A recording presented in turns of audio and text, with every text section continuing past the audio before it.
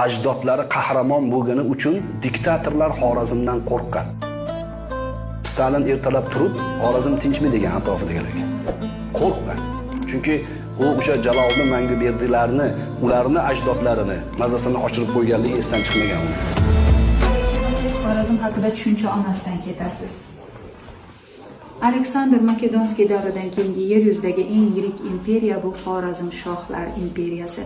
1220-yillarda Xorazm imperiyasiga Xitoyning Qoshg'or, Urumchi, Xotan viloyatlari, ya'ni sharqda, shimolda Dasht Qipchoq, Rossiya, Qozog'iston hududlari ma'lum bir qismi, bu tomonda Yevropa mana, pastda janub tomonlarida Hind okeanigacha cho'zilgan Xorazmning markaziy viloyatlari imperiyani O'tror, Xo'jand, Samarqand, Buxoro hamda Ko'hna Gurganch shaharlari. Eng birinchi mongollar Xorazmda yengildilar, Hazaraspda. O'shanda Jaloliddin Manguberdi 16 yoshida mo'g'ullarga qarshi jangga kirdi.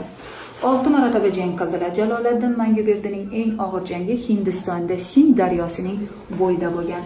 Daryoning eni 700 metr, oqimi esa eski bolaligimizda ko'rganimiz zil mashinasini ham sudrab keta olgan. Shu safar Jaloliddin yengiladi, uning oilasi aytadi: "Biz mo'g'ullar qo'lida qolib xor bo'lgandan ko'ra mana shu daryodagi baliqlarga yem bo'lganimiz afzal" deb ko'zlarini daryoga tashlab jon berdilar. Jaloliddinning onasi aytdi: "Ortingga qarama o'g'lim" dedi.